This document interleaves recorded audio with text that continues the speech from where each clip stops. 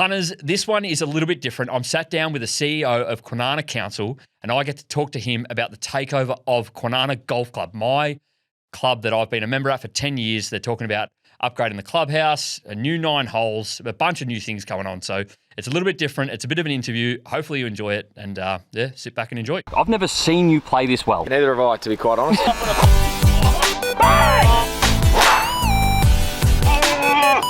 Put your phones away!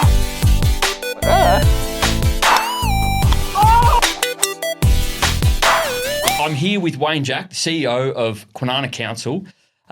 Mate, I might just give you a bit of time just to introduce yourself and tell us about yourself, and I guess give us a little bit of a rundown on what's happening. Sure. Well, firstly, Joel, thanks for coming along and having a chat about, as you call it, Medina Valley Country Club. Yeah. I do want to touch on that as well, actually, but yeah, sorry, keep going. Not a problem. I think there's a lot of misconception out there about what's happening. So I sort of just want to give you a bit of an overview of why we are where we are at this point in time. Yep. So the council has always been the owner of the Kwinana Golf Course. The club's had a lease for a long time, and they've done a great job getting it to where it is today. But, you know, all golf courses, a lot of golf courses around Australia and particularly in WA are reaching the stage where they need some significant investment. But there's also the other thing which is occurring, as you know, golf is exploding in popularity. Yep. You know, when you look at Australia, over 4 million people play golf in some form. You know, a third will play on golf courses. A third will play either at a driving range or some other form as well as on a course, and a third will never play on a golf course. So that's then resulting in increases in popularity around indoor simulators, mini golf, driving ranges. Yep. And then when you look at Perth and you look at WA, most of our facilities are to the north of the river. There's not a lot of facilities south of the river. Then when you also start looking at what's happening around our area, around Kwinana, Rockingham and Coburn, as I said, not a lot of golfing facilities. There's a few golf courses, but not a lot of golfing facilities. But we've got a real significant increase in population that's occurring. You know, next year, AUKUS really kicks off with the first rotational submarine going to be based. That's going to bring in 1,500 to 2,000 Americans. They're going to want things to do. You got, 5,000 workers that are going to be doing Westport and the Henderson expansion. So there's going to be a lot of people that are going to be looking for activities, never mind all the people that are wanting to play golf and go to facilities. So I guess I reckon we get straight into the juicy part of, you know, the takeover and, you know, what the developments are going to be. What is, so obviously I've got a rough idea of what's going to happen, but what are the talks of the upgrades?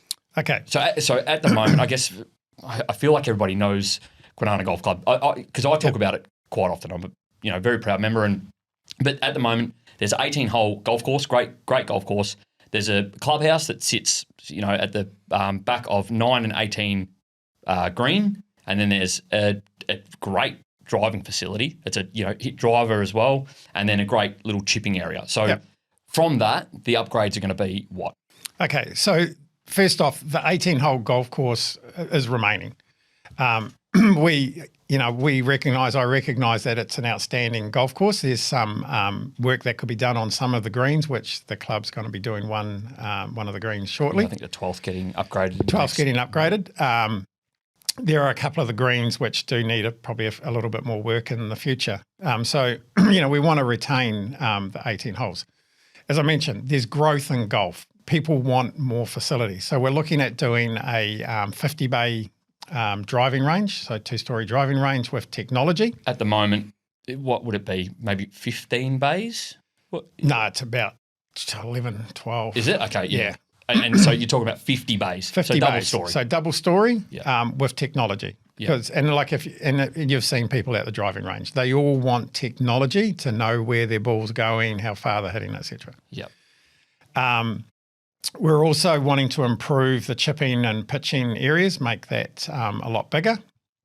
I think one of the things which is going to be unique and also bring a lot of people, because what we're trying to do is also create a facility where a person can come along, there'll be mini golf. So a family can come along, if they've got young kids, they can go, let's go play some mini golf. Then they can go, let's step onto a driving range, let's learn how to hit, can get a lesson. Then the next stage is we'll have a 9-hole golf course, which we're going to develop to the side. An additional 9 holes. An additional 9 holes. Yep. It's called an executive course because it's based around 5 par 3s and 4 par 4s. Okay. So something that you can do in around an hour 40. Yeah. The big difference is it's going to be under lights. I cannot stress this enough that since this podcast has been going, this topic has been raised so many times, and especially talking about golf in WA. You know, we have long summers, we have beautiful balmy nights for most of the year, and to have something to do at night time is lacking in Perth. Yeah. And with the expansion of golf. So I want to know so much about that 9-hole course. Executive, to me, feels the name. I think it's a little bit geeky. It's a name. It's yes. Something the golf architects put across it. Executive meaning it's shorter. Yeah. Something that can be done in a quicker time. You could probably come up with a better name for it. Put it to the punters. They'll come up with something.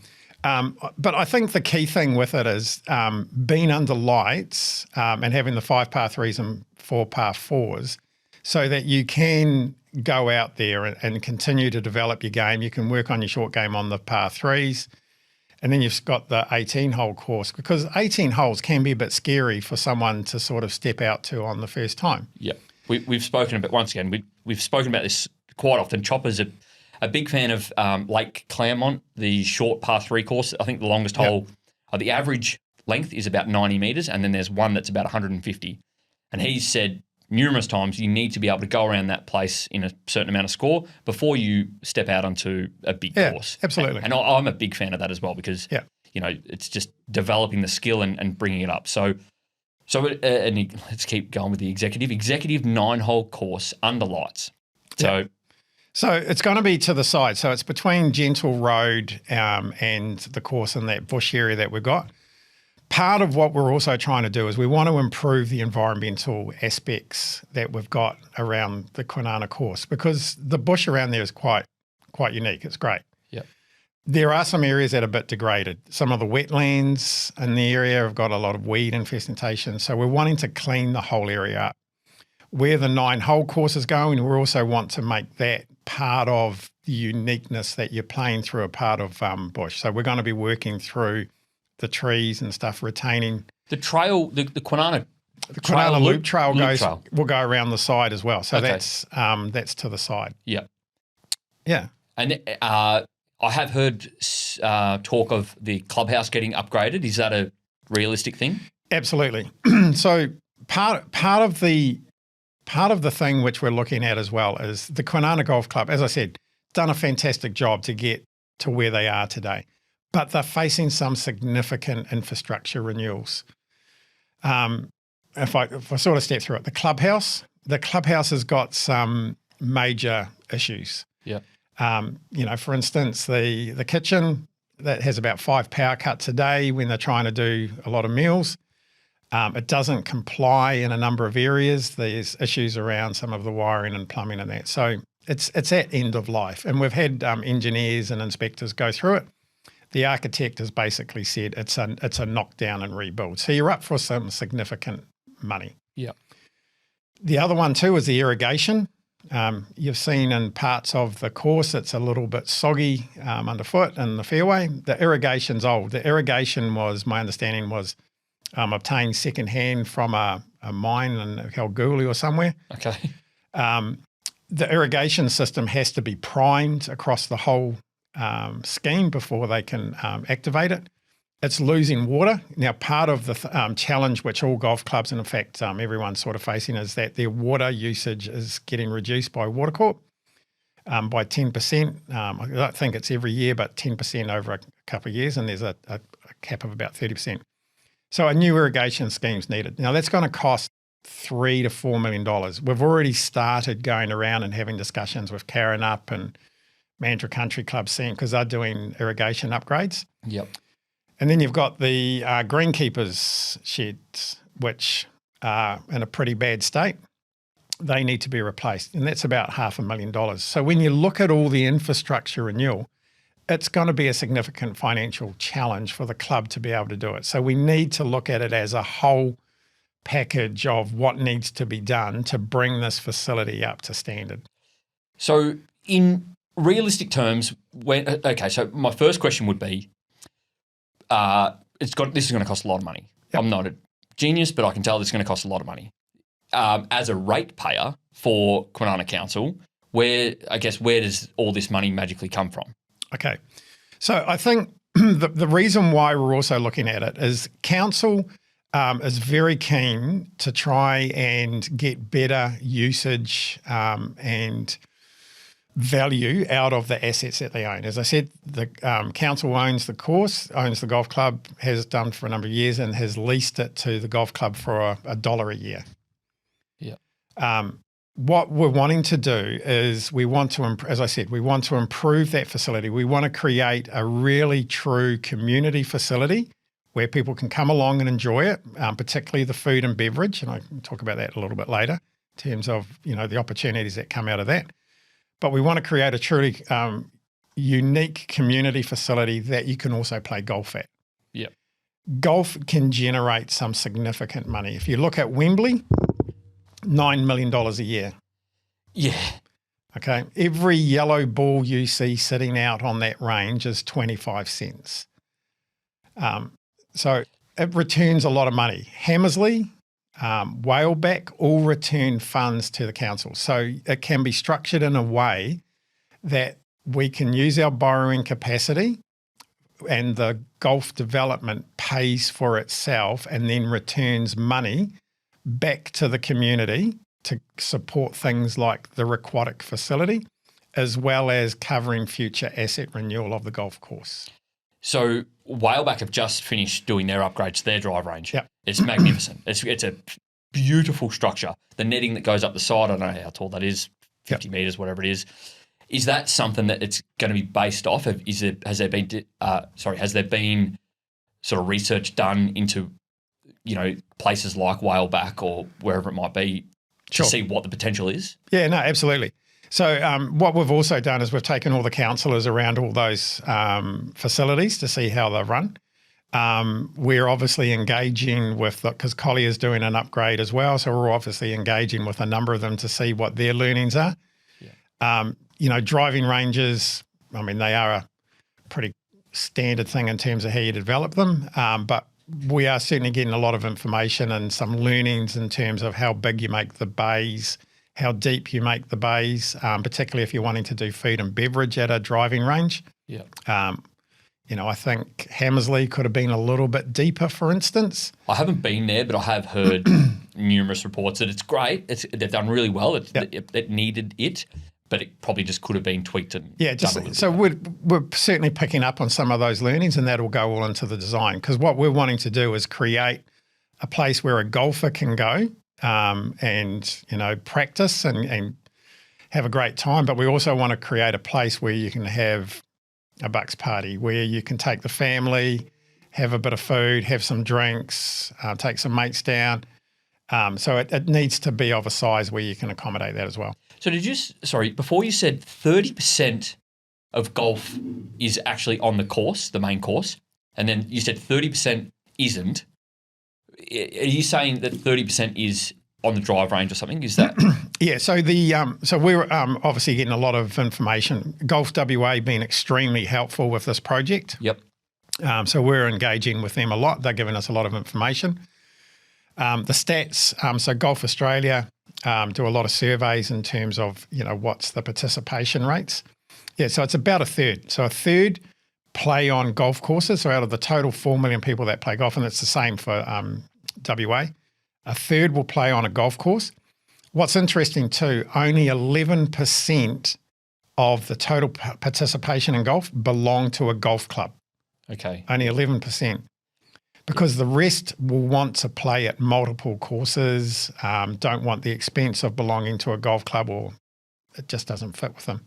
Well, I guess that perfectly ties into the next question I want to ask. So I'm a ratepayer of Kwinana Council, and I'm also a member of Kwinana Golf Club. Yeah. Now, this is the part, and I cannot stress this enough. I don't speak for any other member other than myself. I'm a vested member, and I want to know these questions myself. What does it look like when the council take over on November? Sorry, it's not November 1 anymore, is it? I've seen an email that just came out recently this morning. came out. I just made a change to it this morning. So it was going to be November 1. It's now going to be February 1. February 1. That's just got to do with some licensing and some other bits and bobs. What does it look like for me as a member? So at the moment, as a 7-day member of Kwinana Golf Club, I can play in I believe it's a Wednesday and Saturday all-day competition. I can play Friday afternoons, Sunday afternoon as well, and I can book in for a round at any given point throughout the week that there's public on those outsider days. On the 1st of February, what does it then look like for me? So my response to that would be no different. No different. You should notice no change at all. Okay. You would book exactly the same. You have the same rights in terms of your booking. The only thing that change is the back functions in terms of the management of the facility will change. And I know that this is a very big question because obviously I speak to other members at the club, and probably the biggest thing is, well, that sounds great now, but what happens in, say, 12 months' time, 6 months' time, 3 years' time? I've seen the comments where they said we're going to turn it into housing, social housing, whatever. Absolutely not. First off, the council's very committed to retaining golf at that facility.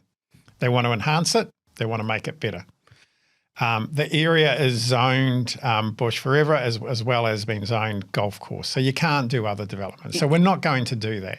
I annoyingly read the comments as well. But I've seen that people have said they're just going to turn it into housing. And then I've seen other people argue against saying it's industrial area. So it can never be housing. Is that can it be housing? It no. can't. The changes would be impossible to do. Okay. Yeah. But back to the question of being a member in 3 years' time. Yep. Am I still going to be able to book it? At what point the council goes, it's not worth us having, at the moment, I believe there's around 600 members. 588. 588. Close enough. I'll round up. We always round up here, mate. Yeah. 600 members, 588 members. What happens when the council goes, we can make more money if we just put public through? So there's a couple of things. So the members are really important. So first off, the Kwinana Golf Club members are really important. They are the history of the Kwinana golf course and facility. So we do want to retain that. It's also a thing that Golf WA has been very clear on in terms of, so very, very supportive of the development that we're doing in terms of being able to get more people into golf and creating more facilities. We want to retain the Kwinana Golf Club. Yes, you could probably make more money from the public, but you also need to have the members because obviously members pay a fee as well, and a lot of them pay their fees up. So from a cash flow perspective, that's great. Yeah. But, we want to retain the members as part of that facility, whatever we call it. We need to do some branding on that, so open to ideas. Medina Valley Country Club is open for the taking, mate. Yeah. We'll have a discussion around that one. Yeah, I'm happy to talk prices. So we want to retain the golf club, and they will still have their competition days on a Wednesday, a Saturday, Thursday, ladies comps, pennants days, the Kwinana Cup. So that's very important. I think the opportunity for the members is also going to come out that they are going to have a much better facility. The food, let's call it the clubhouse, the food and beverage, the new facility as well is going to be outstanding. The food and beverage study has been incredible in terms of the results that it's said that can be provided. You'll have access to a driving range, have access to a 9-hole course. I think one of the things that your membership could provide is the opportunity to use those facilities. Can we dive into, I guess, each sections of the upgrades that we're talking about? Because as a member, I've been a member for coming up 10 years in October. So I've been at the place for long enough. Now, I feel like I know it pretty well. Still don't know how to play well there, but that's irrelevant. So the clubhouse itself, is it remaining in the same spot? So you said it's what was the term you used? To crash and start again or whatever it was. So a new facility is going to get built. Is it in the same location? Are we like... Yeah, well, I mean, so that's one of the things that the architect is working through. Obviously, part of the issues that we have is that there is a bit of a slope to the site. We do want to sort of retain part of the vista from the clubhouse where you look down the 18th and the 9th. One of the things that we do need to look at, though, is how can you integrate it into the driving range so that you can have a connected food and beverage and an offering. So pretty much the location's going to be in that sort of area. But we also need to make sure that we're creating a facility that's going to be welcoming and accommodating for everyone that wants to use it. So this golfers and everybody. So this is something that, once again, I've been in the area for long enough to go for dinner somewhere in my local area. It's pretty hard. We've got maybe a couple of options. Yep. The Suburban, they pour a great pint. No Guinness, though, unfortunately. There's the Well, which is a bit of a drive. I don't think they have Guinness on tap either. I rarely go there. So to have another facility like this would be the sort of place which you've mentioned. You take the family, you take the kids. Yep. There's options. Okay, so the drive range itself, we're talking about a double-story bay.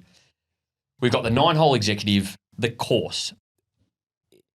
It would, I assume the quality of the course will only want to improve. Yeah, so we've, and this is one of the things, so we've had discussions with the golf architect, we've had discussions with Golf WA and obviously some of the other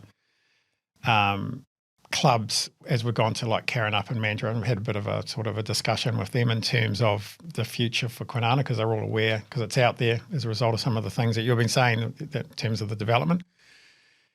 I don't think the ultimate would be to have a championship course. The problem is that it's also open to the public. And so when you start creating a championship course, you then create adding time to help along a group can get around. And can you define a championship course? So championship course is when you're starting to look at the type of grass that you've got around, your amount of bunkering, the difficulty in greens, the length as well, which can also be changed as well. So I think what we need to do is we definitely want to be able to have some more tournaments and competitions there. It'd be great to have the WA Open there. I mean, it's off to Secret Harbour, which year. It's not a pure public. I know they have. Do you know how many members they'd have at Secret Harbour? Is that? I think they're about 400, 500. Okay, yeah. So that's a similar style, similar setup to this, and they're hosting the WA Open. I actually played just out at Secret Harbour last week. So I guess that's the goal for Kwinana Golf Club or Medina Valley Country Club. I'm a big fan of Medina Valley Country Club. Is it a possible thing that it will get changed? It's part of the thing. We'll have to look at some branding for this new facility. We want something which is going to recognise the course, recognise the facilities that are there. Creates a bit of excitement, makes people want to come there. Yep. So that's the goal, to have Kwinana Golf Club host, say, a WA Open. And I mean, that would be fantastic if it could. And that's a realistic thing that you're hoping to achieve. Yeah, I mean, certainly if we go through and do all these upgrades, put in the decent driving range, have the decent clubhouse, upgrade the course, the key to the success of this is the staff which are currently there. So staff that are at the club right now will maintain their roles? Yeah, so they just transfer across to the city of Kwinana come 1 February. Does that include, say, the ground staff, superintendent? Yeah, so the ground staff, as I said, the ground staff are critical. I think, without really good ground staff, you don't have a good course, and they've got a really good understanding. They do a great job. We have horticulture people within the council. We've got irrigation people within the council doing retic. The greenkeepers, they all come across to be City of Kwinana employees. Does that mean, I assume that there's different sectors of it, but does that mean somebody that, let's say for instance, Kwinana starts to host a WA Open. We know that it's coming in 3 years' time, so this is way down the track. And you know that you need extra staff to help get the course up to a better nick. Is that where you can just bring in somebody from the council? Exactly. But I mean, one of the things that we're going to have to look at as part of it, we're doing the business case. So I think we also need to just be really clear. We're still in the business case development part for looking at the driving range, the 9-hole and the clubhouse, the food and beverage. It's coming along really well. The figures are quite exciting around the opportunity. Yes, there's going to be a cost to build all this. So the business case, as in, so there's a chance this still couldn't happen. I mean, it's going to be a council decision. I can never determine what politics say. All I can do is put forward the best business case, which gives the council all the options, identifies all the risks. But the team, and I've got quite a large team working on the business case, it's coming together extremely well. The figures are really, really good. Like if you take the food and beverage, conservatively is saying it can generate turnover between $7 and $11 million a year. And that's getting back to your point. There is not a lot of facilities in Kwinana. There's no, this facility will also have a function space. There's no real good function spaces between Coburn and Rockingham. There's not. But then I guess I'll put the question back to, do you think that they'll come? Okay, so the stats, the figures and the research from Golf WA shows that people will drive to go to a decent golfing facility. Yeah. And they will travel some significant distances. Okay. So they have those figures already to go to the likes of Wembley, to go to Hammersley. I guess the council wouldn't, to not have a business case, to not know that this is actually going to go ahead, banking on the fact that you hope that it's going to go through is a bold move, I assume. Not that I've had to do anything like this or spoken to anybody that's been in this position, but to know, to I guess take the club back and go, we're going to do this. We're going to put the numbers forward. We know it's going to be successful and hope that it is. I assume that you're fairly confident. I'm very confident on it. But like I think even if you take out some of the development ideas which have been done, so for instance, the driving range and also the 9-hole course, the golf club have got some significant challenges which they're facing now in terms of the clubhouse, the irrigation and the greenkeeper's shed. Those are some significant costs just on their own. And they could not do that on their own. So the management model needs to change, and the club just needs to focus on looking after its members, doing its competitions. The part that scares me a lot about this, and this is just once again, coming as a member, it all just sounds too good to be true. Yeah, possibly it does, but I mean, you're involved in the golfing industry. Golf is growing at a fantastic rate. I think they're predicting another 5% growth. Australia is a little bit behind what's happening in America. You look at the growth in golf in America. I was just reading one of the reports from America. They're predicting between 8 to 10% growth. They're talking about new courses being built. And so we're sort of a little bit lagging behind in that. You look at the amount of people that went to the British Open just recently and the amount of people that watched it on TV, the amount of people that go to driving ranges. Like I had a discussion with some of my staff who's been to a driving range. Most of them, and particularly young women, said they've all been to a driving range, and particularly the ones that have been across to Brisbane, Gold Coast. Was it the Top Drive? What is that place called? Everyone knows what we're talking about, the big fancy drive range centres. Yeah. So those sort of places, they're exciting for people to go to. And that's the opportunity that we have here. Like I said, I definitely not try to be negative, but it does sound too good to be true. It actually sounds fantastic. The thought of having a new clubhouse, the drive range, wanting to take my wife and kids to dinner at a a good restaurant, at a facility where they've got vegetarian options, just little things like that. Actually, I think Kwinana might do, but it's irrelevant. But it does excite me, and I am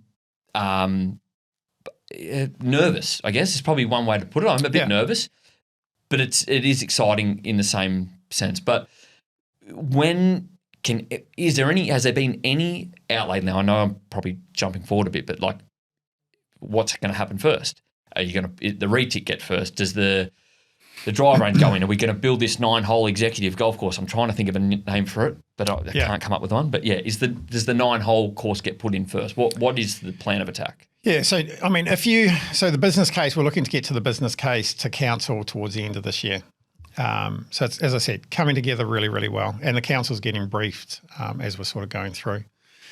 In an ideal world, you'd build the driving range first because that becomes your cash cow. The issue that we have with Kwinana, as you know, the clubhouse is not great. The architect took his team down on a Friday to play 9 holes.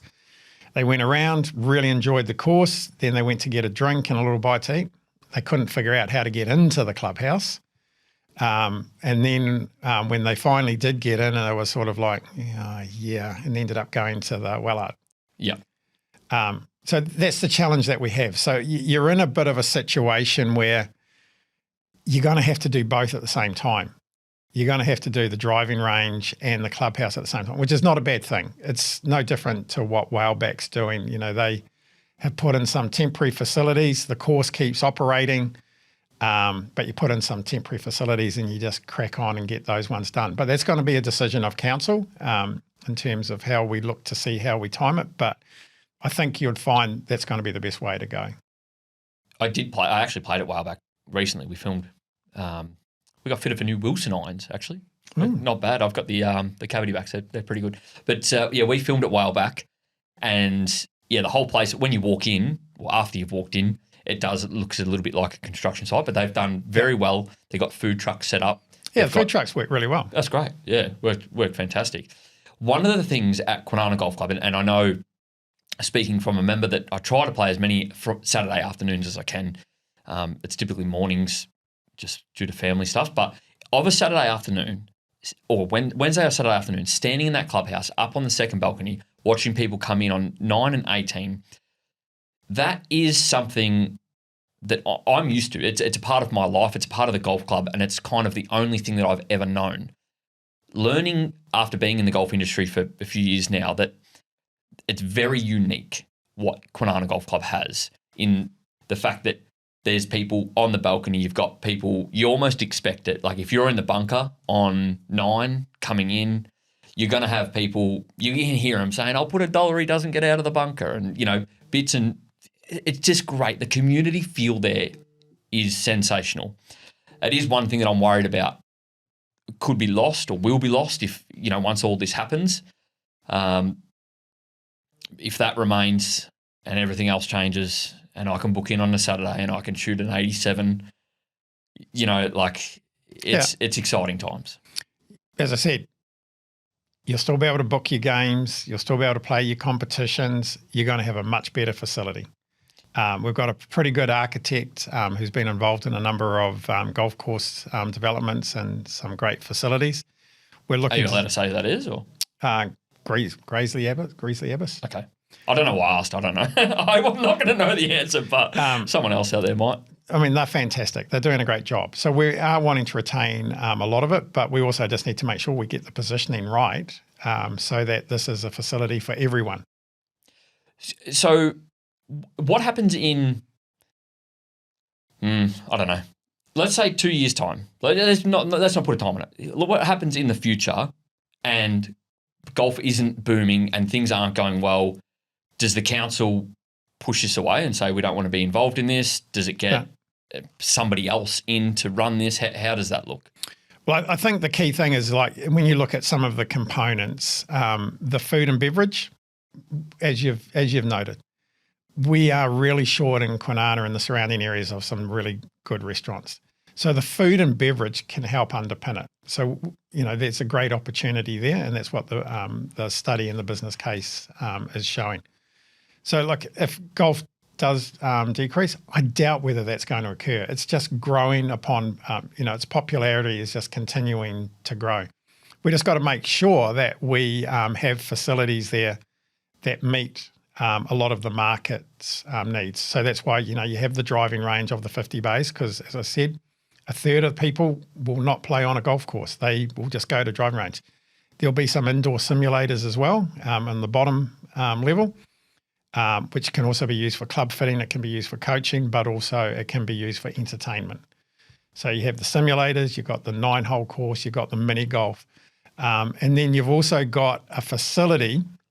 There's going to be a playground where families can go along. So you look at Wembley, for instance, 740,000 people a year go to Wembley. They do 430,000 rounds. So 300,000 people. So 300,000 people are going there not to play golf. Yeah. They're going there to use the facility. They pour a good Guinness there as well, actually. How many bays at Whaleback do you know off the top of your head? I think they're 48, aren't they? From what you're talking about, once again, if someone doesn't know Whaleback, this is hard to picture, but 50 bays. I'm just picturing Whaleback being built at Kwinana Golf Club. Yep. That's exciting. I think it's going to be great. Yeah. It's going to go straight down that area. Same length? Well, we're having a bit of a discussion on that, and I'll be interested in your thoughts on it actually, because how far do you hit a driver? If this was Hammer asking me the question, I'd say 350, but no. So I think 250 I average carry with driver. Yeah, anywhere between 230 and 260. Okay, but the thing which is really interesting with ranges, so I go to Wembley quite a bit to practice. You watch 90% of the people there. They hit a ball, and as soon as they've hit the ball, they turn around and watch the screen. Yep. So people are after the technology. Some of the pure golfers want to see how it's flying and how it travels. Ranges are getting shorter though. I mean, if you go to Japan, some of them are 60 metres, 30 metres. Best drive ranges in the world. They're renowned for, I'd love to know the stats on people that play golf versus people that go to a range in Japan. I'd assume that number that we're talking about would be... Oh, it'd probably be 90%. Yes, that's roughly what I thought it would be. It is actually mind-blowing that people haven't actually played golf, but they'll hit 100 balls every second day on the range. Yeah. So Japan know what they're doing in terms of drive ranges. So, it just proves that you don't need a full length. No, so you just need to be able to hit driver though. That's crucial. Yeah, but it's how far do you need it to go? So for instance, I think you said the current range is about 220, 230. I think it gets out longer than that. Like it goes to the back of the fifth green. Yeah, but there's a tree behind. Yeah, which is probably you'd zap to 60-ish. So we're probably looking at, and we're having a bit of discussions. We're going to bring TrackMan in to have a discussion as well because I've got all the data. I think we're probably looking around the 180 mark, and I think we've had a bit of a conversation. If you hit a good shot with your driver, and if you can carry it into that back net, it's going to go another 30, 40, 50 metres. And the technology, from 20 metres, 30 metres, has picked up how it's flying anyway. Yeah. Seb, were you trying to search how many people play golf in Japan? Was that what you were tapping away? You need to find an answer? I found the bays for Whaleback. It was 42. Okay, yep. Oh, is that all? 42? Oh, so we're bigger than Whaleback, okay? You're dead right. I personally don't think that you need to see your ball land. No. As long as you can hit driver though, I think that's a crucial part. Yeah, and I think that's the key thing. So it's going to be wide because obviously you've got the 25 bays across. The distance, I think 180, and most people are sort of around like 190, 200. I suck at the driver. I probably should mention this as well. You're a golfer. You play golf. You've played. How long have you played golf for? Off and on. So I'm back into it. Been playing for about a year. But yeah, love the game. Wait, you've only been playing for a year? No, I used to play when I was in the Navy. Oh, okay. Yep, yeah. Yep. So you are a golfer. So you know you're not just a pencil pusher. You know golf. You're not just making this stuff up. Yeah. You're a golfer. What's your handicap? Depends on the day. I'm on a 10.5, but anywhere from an 8 to a 20. You take anywhere. That's great. Fantastic numbers. Okay, so I want to know a little bit more about the 9-hole course. So no par fives? No par fives. And so what, just fours and threes, par 34? Yeah, five par threes, 4 par fours. Okay. And where you're talking about it being, how realistic is this? It sounds like a bit of a pipe dream. It sounds, to me personally, it feels like, we're going to build you a 9-hole course, you're going to love it. But is it realistically going to happen? Is it going to happen? Well, it's certainly part of the business case. It's part of the opportunities to enhance the facility. One of the things that's coming out from Golf Australia is that people want less than 18 holes. I think what's becoming popular is sort of around that 11-hole, 12-hole type format.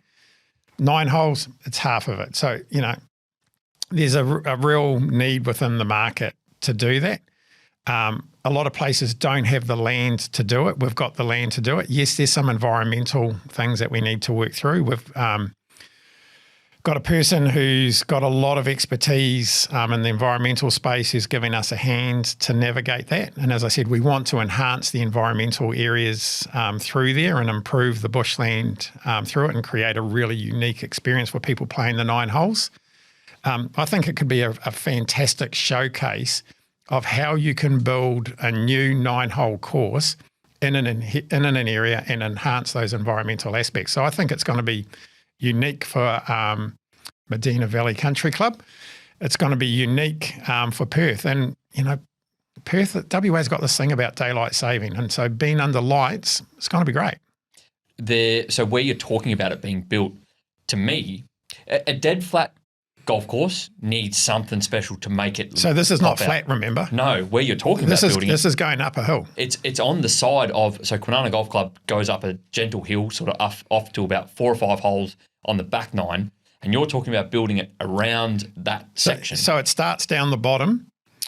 So it starts down the bottom, just past the chipping and pitching area. So it works its way up the hill, goes over the top to, I think, the 5th hole, and then it works its way back on the other side. It's literally, to me, the undulation of that, a course needs it needs ups and downs. It has to. Otherwise, it has to be an amazing golf course. You look at somewhere like Royal Queensland, dead flat, beautiful golf course. What they've done there, they've made that place magical on a very flat piece of land. So to have 9 holes on a hill, to me, sounds fantastic. I actually interviewed Tarun Dewan from Coburn Council. That should have come out before this, but it's going to be delayed and it's going to come out after this. They just said no to a 9-hole golf course, which to me, at the land that he was talking about, would be something similar to 7 Mile. Now, obviously very different, but it's right on the coast. You would literally be able to see the waves, feel the wind, get the salt air, and they've said no to that. And we are lacking golf courses here in WA. So the fact that an additional 9 holes gets built, open to the public, open to the members, that's a no-brainer to me. Yeah. Drive ranges, yes, they're happening, and it's a crucial part of all of this. But to me, an additional 9 holes, we're lacking golf so desperately here in WA. Absolutely. And so the 9-hole course should be able to do between 60 to 80,000 rounds a year. Incredible. So, that's a good number of people that you're bringing in. So bear in mind, Kwinana Golf course at the moment does 61,000 rounds. Yeah, okay. And 49% of that are from Kwinana Golf Club members. Yeah. So that part scares me a little bit to think that, is this place going to get the traffic through that it's hoping for? If 60% of the rounds are by the members, then, that scares me a little bit. No, because part of it is that public can't get on to the course because of the members. So they're booked out for those competition days. Yeah, okay. So the times that you're playing are when the public want to play. So the 9-hole course is going to be hugely popular. It's also, it's going to be open into the night. Don't know what time it'll close, but it'll be very, very late. Is there any restrictions on that? Because well, there's no residents around it. There's no resident around, and especially where it's getting built. It's further away from. Further away. Yeah. It's just all sounds good. Yeah, so I think it's, like as you've said, I think the opportunity for us is to create something unique. It's going to be in a nice bush area. It's going to be enhanced. It's got some undulation to it, so it's going to be exciting. It's going to be something that a family can go and do, or it can be something that, your good golfers want to go out and just do some practice because it's a lot shorter. So it's a good place to work on your short game, and you can do it at night time. Have you been to the Bustleton Par 3 course? No. Have you been to Lake Carranup's North course? Driven around on a buggy. Okay, so you understand it though. Yeah. That's something similar to what I think it would be like. Yeah, very much. And in fact, we went out there last week to have a look at their irrigation project, and the manager showed us around their 9-hole course. Yep. They had a similar thing. Their 9-hole course was developed into existing bushland, and they've done a fantastic job. Yeah.